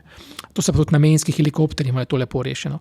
Kaj mi nimamo namenskih, pač vojaški helikopteri, nekaj drugega pa policijski, kar je drugačna zadeva. Sicer je za to opremljen to tam? Opremljen, vsem pa ni pa namenski za to, ne, pač moraš še druge stvari početi. Pa veš, kaj me tudi zanima kot voznika, ne, mi vsi vemo, ne, kakšna štala rata, ko zapade prvi sneg, ko se fajn ulije. Že polet nevihta vidimo, da bi tudi vozniki rabili kontrolorje. Vse tuneli so lepo spluženi. Da je to ustavljanje pod nadvozi, ker rešuješ pred točo svojo bleščečo pločevino pa tako naprej. Koliko je pa težave na teh letalskih avtocestah? Kaj ena nevihtna formacija sred poletja lahko tebi povzroči? To je pa, jaz tega ne delam več, se pravi v tem zračnem prostoru, kot moji kolegi radaristi, ampak to je hudo. Ne? To se pravi, letalskega prometa je ogromen, takrat, ko se začnejo pa vremenske neprilike dogajati, pa piloti prosijo, ne, da je pač stran od začrtanih poti, Pol je pa to res, to je hudo, bom rekel, stresno za kontrolorje in za pilote. A ne? Za vse pilote. Zato, ker takrat morajo pa toliko bolj poslušati, toliko bolj pozorni biti. Tega iz leta v leto se mi zdi, da je tega več. Tukaj, ko mi delamo na tleh, je tudi zanimivo, ne, pač isto je. Ne. Oni opazujejo, imajo te vremenske radarje, imajo zelo dobre informacije o kokpitu že noter, že mi nudimo dobre informacije o vremenu in se zgodi, ne, seveda, zdaj, to je tudi pred parimi leti bilo uvedeno, ne, včasih se je to kar delalo tudi po nevihtah, zdaj se to ne sme, ne. Ko so res hude nevihte nad letališčem, ali pa par strel počne, je nek sistem avtomatski, ki določi, da je to zelo nevaren postane, da ne bi koga ubil na tleh tam, ki servisira letalo in se letališče kar ugasne takrat, se pravi dejansko zaprejo vse delovanje. Ne. Mi dobimo informacije od letališča in to pa lahko traja. Smo že doživeli, da je bila ura pa pol, ne. Da je nevihta toliko močna in takrat ne moreš nič, ne tankati, ne nič. Če so slučajno v letalu, takrat čakajo, če so potniki zunaj, so pač zunaj, v glavnem ne morejo drugače. Več in več je tega. Zima je pa posebna stvar, ne, pa letala, ko hoče poleteti, je ta let zelo nevaren in morajo de-icing delati. Ja. To so posebne tekočine, ki to zadevo raztopijo in potem je še nek hold-over time, se temu reče, koliko časa ta krilo potem še zdrži, da se ob padavinah ali zmrzevanju, da se ne poveže noben substrat gor na njega. Ne. To je seveda spet ne, za pilota, se pravi, on mora to časovnico pol ujeti, ko je enkrat to narejeno, mi tudi, ne, se pravi, mora biti steza splužena, da on lahko poleti, ti ne moš narediti de-icinga, pol pa steze nimaš pripravljene, pa on tam čaka, ne, recimo, ne vem, pol ure pa napade to, ne, on pa hold over time 20 minut mogoče, in pol nisi nič naredil, ne, in gre spet za stroške in za čas in vse skupaj. To so kar take stresne zadeve, bom rekel, za zima je tudi v kontrolorskih, bom rekel, teh očeh, ali pa v mojih očeh, tudi so taka zima, taka mile so lepe, ne. Zima, ne, je pa splužite to, veš, to nekaj tako, ne. To je 3 km, 300 je steza dolga, široka je 45 metrov. Da se pa predstavlja, kako je to. Kubikov in kubikov, ne. Pa zelo groba je, lahko vam reči. Ja. Pa morajo splužiti, mora to, da njemu bremze lepo zagrabijo na avionu. To ne sme biti led gor, ali pa, a veš, tako se reče, že ledena ploskov, recimo. Ne. Ja, pa imamo neko posebna vozila, veš, kad to gre čez tist in on zmer to frikcijo, in nam pač pove, in mi v nek kodiran sistem, ki zapišemo in pilotu povemo v kodiranem sistemu in on to zna razvozliti, ne, in pol glede na tisk, kar on voz, pa letalo, pa tip, pa tako naprej, se pol lahko odloči, ali bo šel pristati ali ne, ali slučajno premal frikcije ali dovolj, da bo lahko. Koliko imaš pa, naprimer, koliko pa zasledite, ali pa v tvoji karieri je bilo pa, naprimer, takih primerov, ko je imelo letalo nad Slovenijo neke težave, ki si ti mogel urgirati ali pa sporočiti naprej, ne vem, do kakšnih tehničnih napak pa lahko pride med letom? Veš kaj, to so kakšne pač odpovedi kakšnega motorja. Se zgodi to? Tudi, ampak bolj se, ne vem, zdaj na zadnje nisem bil jaz, ampak da se to v naši firmi, naši kontroli, da se to je pač, se pravi, potnik je imel tale srčni zastoj je imel. Aha. In je letalo, ki ni bilo namenjeno v Ljubljano, je letelo pač čez nas, ne, in je zahtevalo, se pravi, zasilni, pač pristank, čim prejšnji pristank, to ni zasilni, ker je pač bil potnik in normalno so fanti vse živo naredili za to, da je bil čim prej na tleh in pokličemo zdravnika in on, ko pride, ga zdravnik že čaka, veš, in ga samo odpeljejo pač v zdravstveni dom ali pa ga tam rešujejo. Kako pa je, če mora letalo sprazniti gorivo v tako hitrem času? Imamo neke posebne cone, sektorje za to? Ne, tega na srečo nimamo. Bom rekel, ni tudi bilo do zdaj nobene potrebe, do zdaj v Sloveniji majhna je, ne, in se da to hitro preleteti. Ampak ja, če bi bilo težava, bi tudi to mogel imeti. Zdaj, pri nas to tako rešujemo, da če bi bila taka težava, bi toliko časa leto, da bi pokuril to, a veš, v holdingu bi ga pač pokuril gorivo, pa toliko lažje bi pristal, ne. Zato, da ne bi to odvrgel, ker pač Slovenija je tudi vsa poseljena, gozdnata in to moraš imeti posebno cono, zato mi tega nimamo. Ne moreš 4 tone kerozina ne moreš kar vršiti nekam, ne. Ja, hvala Bogu, no. In tudi mislim, da bi se marsikdo odločil za kam drugam, ne vem kaj, nad morjem, pa z Italijani, pa v glavnem, mi v Sloveniji tega nimamo in pri nas pač bi pokuril gorivo, ne, pa Pa razen, če bi se reševal, to pa ne vem, kaj bi zdaj, da ne more zdaj tako leteti, pa da bi mogel, to so pa čist druge zgodbe, v katere so pa to, kaj bi bilo, če bi bilo, je težko zahajati v te zadeve. Zakaj se na Brniku prestaja z te strani zmanjša Domžal? A zaradi tega, ker je instrumentalno se z te strani? Ampak ni. Prva stvar, ki je, to res veliko, tudi jaz dolg časa nisem vedel, dokler se pač ne začneš poglabljati. Ugoden veter. Se pravi, to je, preden so letališče zgradili, se je, ne vem, kar 10-15 let, ko se je lokacija iskala, so se meritve izvajale. In ko meritve so pokazale, da je, ne vem, 95%, tako ja, 95% je to najbolj ugodna smer. Največ je ta veter, se pravi smeri Kranja, se pravi, največ ta veter piha. In ti moraš imeti letališče, mora imeti stezo, ki je saj 95% uporabna. Veter je pa tako, da se največkrat se suka pa tudi kontra, se pravi, ali pa pač bočno so pa tudi manjši teli, takrat lahko tudi drugače to izkoristiš. V glavnem primarno je zaradi vetra. Pa tudi, seveda, ker je primarna steza, zaradi vetra smo jo tudi tako opremili za instrumentalno pristajanje z te smeri. Mi jo nimamo za kontrasmer, ni opremljena za instrumentalno in samo za vizualno. Prav, primer hude megle tudi vedno iz te strani. Vedno. V megli bo vedno iz one strani pristal. Proti tej smeri, se pravi proti Kranju, so pa hribi, pa vse živo je spet ta kot vprašanje, če bi bil, to nismo mi še to nikoli v to hodili, kam ni bilo potrebe, ni toliko prometa, da bi rabili 2 imeti, da bi obe steze bile opremljene, zadosti več kot dovolj vsem potrebam. To je neki stvar v prihodnosti, da bi se pač... Kdaj kakšen prestane tudi z te strani? Ja, tudi. Se pravi, ogromno krat pristanejo z te strani. Če je pa veter premočen, je pa posebna procedura, se pravi, leti instrumentalno proti stezi, veter je premočen, povemo mi njemu, on nam, in se pol on levo, kako leti proti Brniku, levo odlima stran in naredi temu se reče šolski krog, se pravi, usporedno stezo postav in pol nad Kranjem prileti in kontra pristane, se pravi, gre, odvije levo, potem ta šolski krog dela, dokler nima stezo bočno pri sebi in pol drug konc steze ujame. To je dosta taka težka procedura, piloti imajo to, so tudi malo pod stresom. Kar triki manever. Ja, kar tak manever. Ampak tega je veliko, ker te vetrovi so tudi pa se menjajo. Mi smo bili enkrat na letalu, enkrat in edin, kad sem doživel, naprimer na Brniku. Turnaround. Ja. Ja, vse smo bila skup, ne? Pa pilotka je bila. Da ni pristal. Ampak mi smo bili že skoraj poravnani, jaz tako, ko sem gledal, mi vedno, pač tu mi je pa res fajn, te approachi pa vzletanja pa to, pa sploh, ko nekje daleč prehajaš, veš, pa meni je vedno gušt, ko vidim Brnik, tak lepo letališče. Ja. Domov sem prišel. Ja, in veš, tako gledam, je že telefon v roki, veš, ko imaš na flight modu, že telefon v roki in tako gledamo, pa še ti po moji si zraven sedel, tako jaz gledam letališko stavbo, sem še čakaš touchdown, veš. In kar naenkrat... Ampak je pihal orang takrat. To je takrat, ko je podiral drevesa okrog Brnika. Verjetno je bočen veter ali pa ta tailwind, rečemo, se pravi, bočna komponenta ali repna je bila premočna. Neka generalna meja je 10 vozlov. Nad 10 vozli imajo, ker pač se odločajo posadke, pa je za ta circling, se reče, se pravi, kroženje, da pristane za kontrastezo. Eni pa grejo in ne samo to, veter se spreminja. Je šel, je bilo vse v redu, mogoče ga je pa sem takrat ta windshear malo zrukal in je zelo nevaren. Ga lahko v tla zabije in takrat mora biti pripravljen. Se on ima tisto roko skozi gor, oba dva in če se ta začuti, full power. Sam, puf, ja. Je pa tišina ratala v avionu, veš kakšna. Ja, ampak nam je bilo full hour, pač, ko smo vedeli, da to je pač procedura normalna. Procedura, tako je. Ampak tišina je pa ratala, pa še dvakrat je malo zatreslo, veš, pa res je bil, ne vem kakšen veter je bil, sem takrat, ko ga je začel dvigovati, veš, je avion malo z metalom. Začekal, ja. Bum, bum.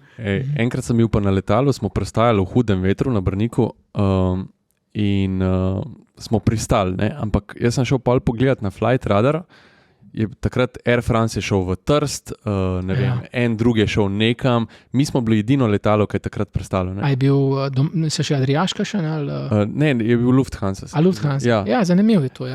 Ampak, kar hočem povedati, se je pilot pol postavil na vrata, ko smo dol hodili, pa sem mu to rekel, pa sem mu je zdel to, mislim, tako. To dobro, ja. Bil Maverick, ne? Ja, ker nekje sem slišal pač, da piloti kakorkoli so strenirani za take stvari, radi vidijo, če ga vsaj malo pohvališ ali pa rečeš dober prestanek ali pa ne vem, ker veš, tudi tebi je fajn, če te kdo pohvali. Jaz sem se že stevardesi zahvalil, ko smo narodov vozili. Oni vsake toliko časa, recimo ta Austrian Airlines je 2 let nazaj prišel trenirati na Brnik, se pravi, cel dan je ogromno potniško letalo izvajalo te touch and go, se pravi, to Maribor ogromno kaj delajo. No, on je prišel pa na Brnik, ne vem zakaj, cel dan je delal in lih en mlad kolega je delal in je res, mislim, prometa je bilo ogromen. On je toliko dober s tistim letalom, njemu ni bilo treba nič, mislim, on je tistih, 30 krogov naredil in tisti, ki je on pristal, toliko lepo se je zahvalil njemu, mislim, in tudi mene je ta kolega toliko presenetil.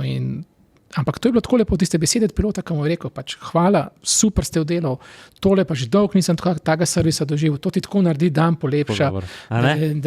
Menga je, ker sem pač sam gledal, on je bil pa po mojem cel teden, da tako happy pa res ovladam. V letalskem poslu so vse te komunikacije se zdijo dosti hladne, zaradi tega, ker mora biti. Ker je to varnost. Ja, veš, pa ena taka zahvala ti je ogromen pomen. Ogromen ti pomen, tako, točno to, taka zahvala, res. Jan, pa veš, kaj me je tudi presenetilo, ko smo se pogovarjala, mene pa Saša sploh zanima to letenje, pač uživamo v tem tudi spremljati, gledati. Zdravstveno stanje pilotov, vemo, da je stalno pod kontrolo, ampak mene je presenetilo, pod kakšnim nadzorom ste vi. Vi imate svojega zdravnika, zelo strogo je bilo v koroni, Pri vas je to praktično isti pilotski drill skoraj. Skoraj isto je, ja. Tako da se mi zdi to prav. Tudi recimo do 40 leta si zdravstveno pregledano vsake 2 leti, nad 40 pa vsako leto. So kar čist konkretni pregledi, to ni kar tako, da bi rekel to z levo roko. Se može malo tako, ko greš, se moš tudi kakšen teden prej malo rečeš, učak moram, ne vem. Zdaj pa ne bom vsak jutri jajca za cvirke. Ja, tako recimo, da ne v kakšnem maščobo, cukor, karkoli. Ampak ne, je tako zelo tisti ta prav odnos, tudi pogledajo ti sluh, glavo, srce, pljuča, dihalne poti, vid, seveda, poleg vseh teh življenjskih tekočin. Tako da zveš informacijo o tem, kakšen si. Poleg tega imaš pa tudi možnost karkoli vprašati. Veš, tako, če se kakšna stvar skrbi, treba kaj zaupati, je tam pravi čas, da takrat to poveš ali vprašaš, se posvetuješ, informacije lahko vedno dobiš. Za en kup zdravil, veš, je tako pač, smo podočeni, če jih jemlješ, če imaš rumen ali rdeč trikotnik na zdravilih, če jih jemlješ, moraš v službi povedati, ne smeš v službo priti pol s temi, ker imajo lahko efekt na odločitve. Tam neke pikice se ti pojavljajo. Kaj pa je zdaj to? Tako da, in tudi zaradi tega zdravstvenega kriterija na ta račun mi nekaj manj delamo, se pravi, včasih se je rekla beneficirana delovna doba, zdaj se nekaj drugače to reče, v glavnem gre za isto stvar, da reš lahko nekaj let prej v penzion. V povprečju bi rekel, če bi cel življenje pač ta poklic delal, ki je pod to klasifikacijo, bi mogel tam nekih, 58 let recimo mogel iti v penzijo. Pa mislim, da je pa še iz tega pa izhaja tudi, da imamo nekaj več dopusta, kakšnih dva tedna se tako je, 2 tedna več dopusta dobimo lih na račun zdravja. Se pravi, kakor ga imaš, plus 2 tedna, kakor ga ima, recimo, ne vem, normalen folk, mi ga imamo še 2 tedna več. Ta 2 tedna ne bila pa namenjena temu, da se ti rekreiraš, pa veš, zase poskrbiš. Pa, tako ne. Tudi moram kolege tudi spet pohvaliti, so športniki, skrbijo, rekel tako, v redu. Vsi maratone laufate. Nekaj jih pa res, tako, so res zanimivi, vsak se z nečem ukvarja, zelo skrbimo, pa skrbijo.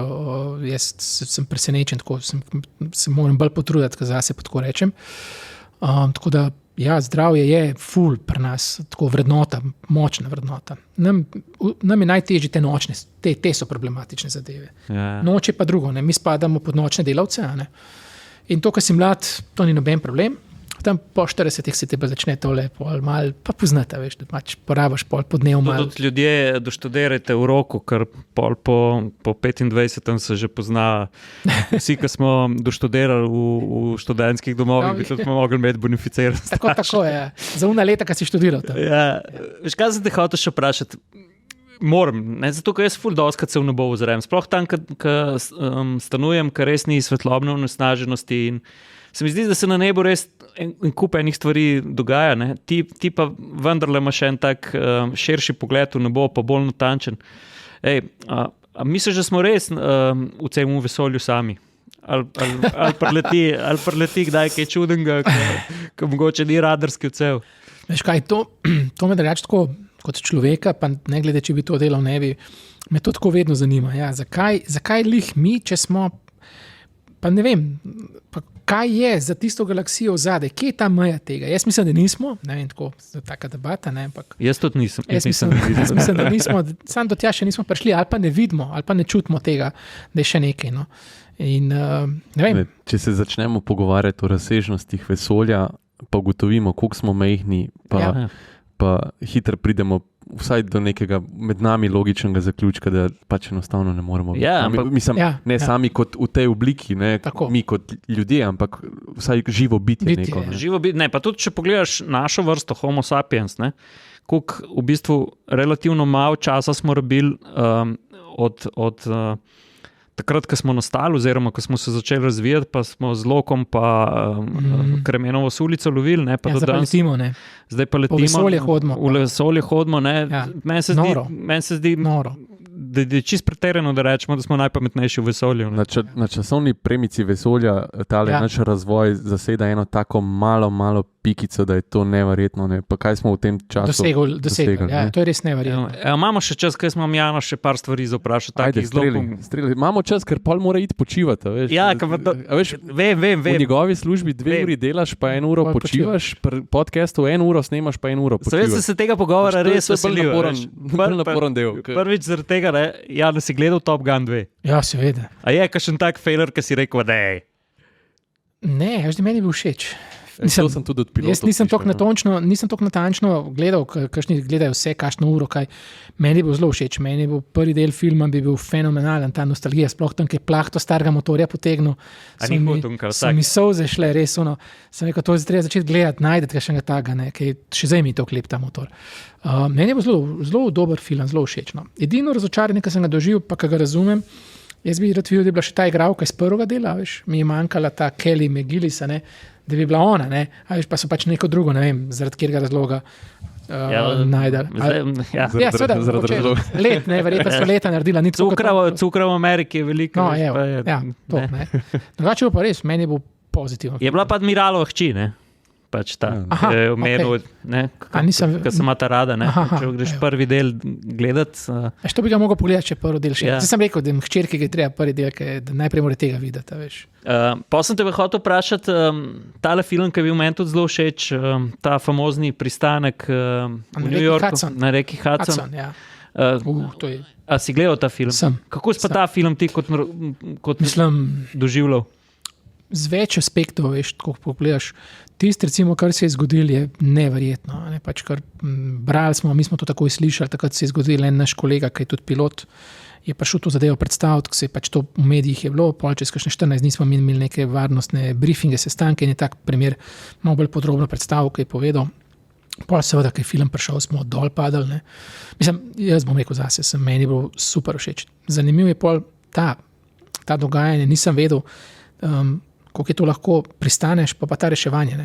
Da te pridejo iskati, to, ko se doskrat zgodi, ti se rešiš, pa teh reševalci, ne veš, ko so tam na krilu čakali, mrzlo je bilo, ljudje so tam brez up malo padali, ne? Tisti je bilo neverjetno, v njih so hodili nekaj pa doplavati, ni tako easy, kaj misliš, koliko boš ti po mrzli vodi, to je tisto, kar tudi sam zase ne vem, če bi se znajdel, ko sem takrat mislim, vse se da, pa not čofnu v mrzlo vodo, pa videl, da ne gre.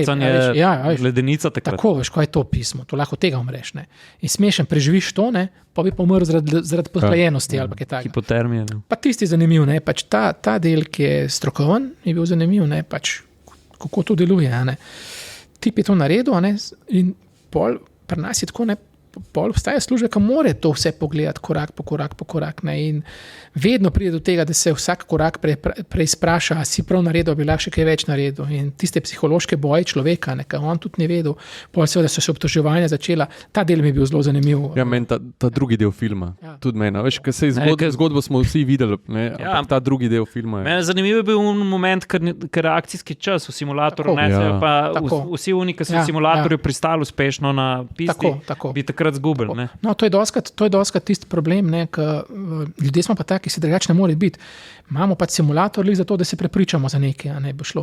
In z lahkoto bi nekoga tako tega lahko ukrivil, ne, da je v bistvu povzročil ful veliko nevarnost, avion uničil, bla, bla. A ne, v resnici pa pol, ne vem, lahko je pa kdo sam to simulatorsko sceno majčkan drugače napačno zastavil ali pa nek parameter, ki ga ne moreš oponašati več, ne more biti vse oponašano, tega ne moreš podoživeti. To je bilo meni tisto zanimivo ful. Pa sploh kaj po resničnih dogodkih ta zadeva bila. Kam bi po Sloveniji mi ga ne bi mogli nekam na zasilni pristan. Ampak, a veš, zdaj se bom navezal na zdaj ti povej, mogoče je to mit, ampak ta avtocesta od Vodic proti Kranju, ne, je ravna. In naj bi po nekih, ne vem, zgodbicah služila temu, da če se kaj zgodi na pisti, da načeloma tudi nek avion lahko tam pristane, ker mislim, da v enem dobrem delu ni nadvozov pa ničesar, ne? Jaz mislim, da ni, da to ne bo držalo. Jaz tudi mislim, da ne. Kar pa mislim, da pa drži, da je bila pa projektirana ta cesta, se pravi, izvoz za Bled, pa tale, kaj že bila, uvoz ta avtocesta za Podvin, če veste. Ta stara, ne tak je avtocesta, ta stara, ki je čist ravna. Tista je bila pa tako narejena, ker še ni bilo teh brežin tudi, ne. Ona je bila pa z letališča lesce narejena za vojaška letala. Za vojaška letala. Tista je pa bilo, pač tist pa, kakor se jaz spomnim iz mojega obdobja, začetka tega mojega letalstva, da so mi takrat to povedali, da se pravi, da so tisti MiG-21 bili sposoben tam odleteti, prileteti pa pristati. In je res tisti res dolg odsep, prav širok, da bi to šlo, ampak seveda ob dobrih pogojih. Sam to se nikoli ni seveda naredil. Možno pa čist ne, zato ker je bilo utrjen ful dober, zgleda tako, pa meji iz Avstrije. Se mogoče to, če bi raziskal, bi še kaj najdel. Še eno pomembno vprašanje imam. V kontroli letenja si rekel, da lahko preimenuješ letalo takrat, ko so se naši fantje zlati iz Istanbula vračali. Ja. Takrat ste ga preimenovali v prvaka. Mislim, da so ga, ja. Kako ta komunikacija? Je kakšen tak posrečen, imaš kakšno anekdoto posrečne komunikacije, tako, ko so se naši športniki vračali ali pa kaj tacga? Veš kaj, to je tako reguliran poklic, da je prostora za neko tako hecanje, ful malo. Res ga je malo, bolj so res take stvari, kako bi rekel, kaj je težko v mikrofon povedati, ne zato, da ne bi se smel, ker ni takih stvari, da ne, veliki, zelo malo lahko povem v bistvu tega, malo je tisto, kar lahko povem, pa več, kar ne smeš povedati, ne moram zdaj jaz govoriti na naše firme od postopkov pa tega, so drugi za to, ampak za šalo je kle zelo malo placa, so zelo taki majhne stvari, ne vem, ena od takih prigod. Vem, ko so šli iz Ljubljane, Adria je pelala za Bijelo dugme, folk, kao zadnji poslovilni koncert in smo ga preimenovali to White Button, se je pa je ta Adria letela, je do konca. Sam se spomnim pač, ne vem, ko sem šel, bil sem že kontrolor letenja, pa sem se za nek magisterij odločil še delati, izobraževati na FDV-ju in je moj profesor iz tega magisterskega študija, Bogomil Ferfila, je letel, vedel sem pa, ko sem ga spremljal na letališče, tudi kje sedi pa karto. In pač, ko se je avion odlimal, sem poklical pilota še, da se pozdravim na frekvenco, pa sem rekel za eno uslugo, pa so se poznala, kar povej, pa sem rekel, ne vem, na sedežu 37B, en možakar, zanimiv, moj profesor, mu lahko še en sendvič stisnete, a veš, pa ga je dobil, pa šel povedati vam v eni knjigi napisal, da je bil še počaščen s sendvičem v strani svojega študenta. Ko smo imeli v Sloveniji še Adrio, ker v kontroli poletu seveda je uradni jezik angleščina, ne? Poseben jezik je frazeologija, angleška frazeologija. Se pravi, vse se pogovarjamo v angleškem jeziku, so pa to izrazi vse v frazah, ki jih moš ti obvladati in moš dokazati tudi, da jih obvladaš, se pravi, vsake 3, 4 ali 5 let greš pa na poseben izpit skozi, dokler imaš licenco, dokazovati, da to znaš, te fraze. Kaj pa na primer z Adrio, ste se lahko slovensko pogovarjali? Velja tudi slovenščina, zelo prav. V tem resnem letalstvu, civilnem, se pravi instrumentalnem, potniškem je pač angleščina, ampak z Adrio te tam mali lahko tudi v slovenščini, pride pilot, ki ne zna angleško Slovenci in ti se imamo tudi slovensko frazeologijo, moraš z njim znati skomunicirati to zadevo, pa tudi on ne moraš kar po slovensko govoriti, ti jaz bi šel pa kaj, ampak je ta tako so fraze spet, mora tudi on to znati, dosti težko je to, tudi za nas, ker se toliko navajen te angleščine, da je slovenščina veliko večji problem predstavlja, pa malo ponoviš takrat. Se pravi, zadrijaši pa seveda določene stvari, da se, pozdrav, lahko to, malenkosti, mi bi šli takrat, veste, ali nam lahko svetujete glede tega, kakšne take stvari, to je vedno v pogovornem jeziku. Sem se tudi že v drugem jeziku, smo se pogovarjali, se pravi, da smo mi prosili pilota, neko težavo smo imeli, en možakar se je čist zmedel, ta, se pravi, nemški pilot je pa videl in je nam rekel, poslušajte, lahko jaz z njim v nemščini, vi mi povejte, kaj mu hočete povedati. Pa to mi je povedal, kaj mu mislimo povedati, ne? Kaj mu govorimo že skozi. V angleščini smo temu pilotu povedali, od nemškemu, in ta nemški pilot je pa ga je poklical v nemščini in je v nemščini mu povedal, kaj želimo mi od njega, ne? Da je on pač tako odreagiral, da je shendlil zadevo. Ne? Pa imam pa še eno, zdaj pa res totalno resno vprašanje, ki me pa zanima, ne? Ker v kokpitu sedi človek, v kontroli poleta sedi človek, za volanom sedi človek in vemo, da žal tako smo narejeni, da nezmotljivega človeka jaz ne poznam. Kaj je zadnji steber obrambe, če gre vse narobe? A imate kakšno, imamo na letalu kakšen ESP ali nekaj tacga? Imamo. To je zadeva, ki je zdaj. In pač je bilo toliko teh nesreč, toliko so bile in vsake nesreče se v letalstvu probamo kaj naučiti. Ne. Moramo se, tako kot si ti, mislim, Saša, prej objavil, so to take kapitalne nesreče, ne, da ljudje ne prenesli, če bi recimo enkrat na mesec se zgodila nesreča, ki bi jih 200 ubili, bilo konc tega. Ne. Torej, zdaj najbolj tak, bom rekel, ta ESP je ena mašina, ki, če se kontrolor pač, bom rekel, narobe odloči, zgubi in karkoli naredi, pač ne vem, v glavnem zadeva ne deluje, imenuje se TICAS naprava, se pravi, je gor naprava, ki komunicira z vsemi napravami istimi, morajo pa si vgrajeno imeti. Čim letijo v evropskem zračnem prostoru, ne može brez tega TICAS-a not vstopiti. Se pravi, ta naprava je transponder, ki zna komunicirati z drugimi transponderji. In ko mi dajemo navodila, pa je ti gor, ti pa je dol, ti pa je levo, ti pa je desno, ti hitrej, ti to, ne, če bi karkoli narobe prišlo, ta TICAS skozi računa. Z vsemi ostalimi računa, ki je v poziciji. In če pride prebliz, že to, kakšen kot uspenjena prehiter, on zazna kot nevarnost in pilotu začne svetovati do neke, to je na svete, do neke bližine je to še na svet, na koncu se pa to spremeni v inštrukcijo. Se pravi, on takrat bi rekel... Pilot mora takrat upoštevati. Ja, pač, če je ne upoštevan, če bi prišlo do nesreče, je pa čist njegova odgovornost. Se pravi, ko pride ta resolution advisor, se pravi, odločitev, ki je TICAS sprejel na osnovi pač teh modelov pa informacij, ki jih on ima, in mu reče, kaj mora narediti, če bi on to povozil, je absolutno njegova odgovornost. In so tudi šolani, da morajo poslušati TICAS. Ne. Ta epska nesreča je bila v Švici, Bodensko jezero, se pravi, ruski avion, pa en cargo flight, Rusi so neke otroke vozili. Aha, se spomnim, ja. Ja. In ta je bilo to, in je bilo lih tako, da Rusi so bili šolani, da poslušajo kontrolorja, te so bili pa šolani, da poslušajo TICAS. In kontrolor je dal dvoumno navodilo, ali nekaj tako je bilo, ne? In Rusi so poslušali kontrolorja, TICAS in je prišlo do te nesreče. Ne? In takrat naprej se pač na ICAO, se pravi ICAO je organizacija, ki za cel svet skrbi v letalstvu, sprejela smernice, odločitve, da mora TICAS vsi prvič imeti, drugič, kako se pa šolamo, tretjič pa, da TICAS prevzame, se pravi, v zadnje momente on prevzame inštrukcijo, pove in ga moš ubogati. Tudi mi ne posegamo. Ko mi vemo, kdaj ima TICAS se sproši njemu in mi takrat ne posegamo. Pilot nam pove, da ima TICAS, a ne, in mi sam Roger rečemo še. Roger je sprejem. In... Ja, to je to, nič mu ne povem. Kakšen manever pa je pa to? So to zahtevni manevri? Ja, seveda mu pove, ne vem, koliko dol, koliko gor, s katero brzino, levo, desno, vse mu pove. Veš, to je izogibanje. To je pa športna vožnja letala. To je, tako si ti povedal, ABS ali pa ESP, rekel, res on kritičen. Izogibanje... To je izogibanje, da bi do nesreče prišlo. To mi je bilo vedno, to George Carlin reče, ne, prav, zakaj se reče near miss, ne, temu, ker v bistvu je near hit. Ja, evo, tako.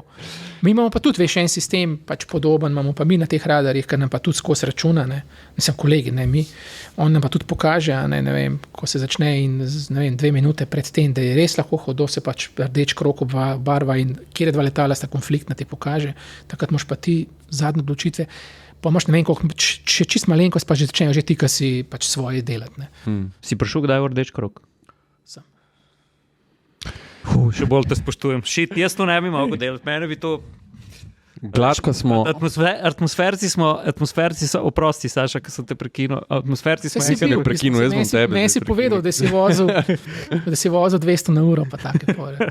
Ne, pa hotel sem reči, da smo posneli en video, ne, o vozniški steklini, ne. Koliko nas iritira v prometu, ko ti lahko zabremzaš, pa se avto vstav, pa imaš neko neko kontrolo, pa bistveno manjše hitrosti kot letalstvo. Ne? In zdaj dejansko vidim čez tvoje pripovedovanje, ne, da to je zajeben poklic in vse spoštovanje. Jan. Ja, hvala. Bi se marsikaj naučil ljudi. Ja, veliko bi se lahko naučil. Ni vprašanje iz tvojega poklica, ampak je vse zadnje atmosfersko, ki ti ga moram postaviti. Tvoj prvi avto? Renault 4. Olega Jureta, kepca. In mogel sem se odločiti, starši so pač čisto nor sem bil, naredil sem izpit že pred 18 in pa sem pa čakal, veš, da ga dobim. Ne. Kaj svem, 17,5 je bilo že vse narejen in pol mama je nekaj v Avstriji delala in je rekla, denar imamo, ti se moraš pa za avto odločiti. In se ni bilo izbire, za tisti cash nekaj je bilo. Najbolj si se odločil, kakor si se lahko. In prav, vsi so na tisti jugo, ne vem, meni je bilo, pa kakor imam tako oči, ne vem, za to. Ampak meni je pa Renault, ne vem, fenomenalen mi je bil. No, ti si pa bacijo. 4 GTL, še zdaj vem. GTL-ka je bila. Ja, GTL-ka. GTL-ka je šla 100 z lahkoto, v Špogor, polno naložena. 1118 kubikov, 34 konov, to še zdaj vem. Ne. Pazi, da je to. Jure, koliko jih je bilo narejenih? 572,898 ur vozu. Bam! A že sem mislil, da jih je več. Res. Pa ko so že dubl komando iz Pariza, da jih ne smejo več delati. Še? So jih oni še do konca leta 92 štampali. A da je neh. Ja. Kaj, poštarski v ne? Ne, sem poštarski. Šlo je še, zato ker je bil avto tukaj priljubljen. Tako, veš, Bravo. Ne, čisto zadnjo atmosfersko vprašanje. Ne more biti, če tisto zadnje. Ja, mora biti, če imamo človeka tacga, Ajde. Kaj pa najljubši avion? A veš, da imam rad te, ne vem, propelerce, ne vem, to so mi taki, ne vem, ta Herkules vojaški mi je ful lep avion, no. C-130 Herkules, to mi je to. A pa tudi takega slovenska vojska mislim nabal, ta Spartan mi je ful. Jaz sem vojaške, so mi lepi avioni, vsi so mi lepi, samo to so mi pa tisti top avioni, propelerski avion. A če jaz zrihtam, da Maverick prepele P-51, ga bo spravljeno? Z veseljem. Zdaj moram pa še jaz sebe bom zdaj povozil. A si kaj spremljal Antonova zdaj, kaj je bil na Brniku? Sem. Mislim, pa tudi večkrat sem delal, kaj je leto. Si? Ja. Si ga usmeril? Ja. Tudi. Zelo problem. Kaj bi jaz dal, da vam to vsi vijo? Ja, to je to videti, veš, zmeraj ti začne srce tako delati, ker ta pa res celo stezo uporaba, veš. Ker mi smo vsi to gledaš, ne? Ampak vsa letala zadnjo tretjino ne vidijo nikoli te steze. Prej poleti, ni važen, koliko velik je ta. Ta pa res, veš, zadnjih, 200-300 metrov je on še gor, ne, in pol sam gledaš, enkrat je bila koruza ful visoka in je poletel iz Ljubljanske smeri proti Kranju, ne. Tako da to koruza se je, razumeš, na drugi strani ceste, to se je vse majal, popadali tam tiste koruze, ker to je Je že sileral. Ja, to je neverjetno, neverjetno je. Ja, ne. Ampak atmosferci smo vsaj malo zaslužni, da tole, kar se je letos dogajalo z Antonovim, mislim pa na Brniku, kaj je bilo toliko ljudi, ja. Ko smo objavljali sprot, pa smo časovnico. A zato jih je bilo toliko veliko to? Okay. Mi smo časovnico vsak dan objavljali, kdaj pridejo. To je bilo pa res folka po ograji. To je bilo pa res noro. No, se je tudi spektakularen avion, da res ni. Škoda za tega leta velja. Sam zanimivo, zdaj te pa tako mogoče v nekaj poslušajo. Steza, veš, Ljubljanska, kaj je Brniška. Kaj bi rekel, a sta tako, ko jo pogledaš, a sta isto visoka? Ne, višinska razlika je. Ker smo bili na stezi in se vidi ukrivljenost. 23 metrov. Jaz sem hotel reči 30. Ljubljanski je nižji, Kranjski je pa višji. In dejansko, ko ti pristaješ za pilota, veš, je to so mi pač piloti povedali, jaz nisem pilot, ampak so mi povedali, to čist nekaj poseben, veš, kaj steza, da je tako gor, to ni, feeling je kar tak čuden mal, ne? Ja. In kar je gor ti tako le steza, ne? Veš, kaj da bi zidal. Prvič, ko je bil Antonov na Brniku, sem jaz fotku in sem se sparkiral nad Ljubljansko stran, ne? In sem imel 400 tako gor na fotoaparatu, pa konverter in sem točno to ujel, ne? To, kako se steza dviguje, se vidi, veš. Okay. Pa takrat vse to fotko bom na limu dal v zapiske, kaj je ful labr. Takrat je še Adria letela in je pred Antonovim je pristajal CRJ, ne? 900-tka. 900-tka, ne. In za njim pa Antonov, ne? In da vidiš to razliko. In sem zlimil eno fotko na drugo, da vidiš, kakšna je razlika v velikosti. Na isti točki je slikan, oba sta slikana na isti točki z iste razdalje in pač vidiš razliko v velikosti. Ti pa res vidiš, kva to je. Ja. Noro. Kaj pa ta brazda z Antonovim? Za njim se tudi ne more vsak avion propelati. Ne, seveda. One pa te kategorije, super kategorije, da imaš vse zračunano, je light, je medium, je heavy, se reče. Ne? In temu se separacije prilagajajo. Se pravi, med tem heavy pa med lightom mora biti 5 minut, mora biti, veš, da lahko pride, ker so te wind sheari za njim tako močni lahko. Te turbulence. Turbulence, ja. Motorne, ja. Ej, jaz sem ful užival v tem pogovoru. Jaz sem tudi užival. Hvala, Jan. Hvala, Jan. Res je cool. Z veseljem. Ful dobro. Ej, hvala še enkrat, veselim se obiska. Ok, bomo to zrihtali. Tako, bomo. Jure, si za? A Cirila vzameva? Jaz sem se z Janom vozil cel dan, sva se vozila na eni avtomobilski predstavitvi. Ful sva se fajn imela, skozi sva se pogovarjala, pa vidiš, da imam še 100 vprašanj za njega. Pač bodelje. Jaz sem takrat ugotovil, da nič ne znam proti njemu, ker sem videl, da je res specialist za voza, tak, da se sam debel gledal. Mogoče pa pade še drugi del podcasta, pa se lotimo še marsičesa. Drugače pa hvala tudi še enkrat vsem za poslušanje, za ocene. Mislim, ocene ful pomenijo. No, tako, res, da se zahvalimo, tako ne, se sliši, hvala za ocene, ampak res pač nas postav na radar. Tako da pa hvala še enkrat Petrolu za to, kar nas podpira. To je to. Hvala lepa. Hvala enako. Meni je bilo top, stari. Jaz sem užival. Urca pa pol kanač. Res? Ja, Zdaj 20 minut. Zdaj moraš uro pa pol počivati.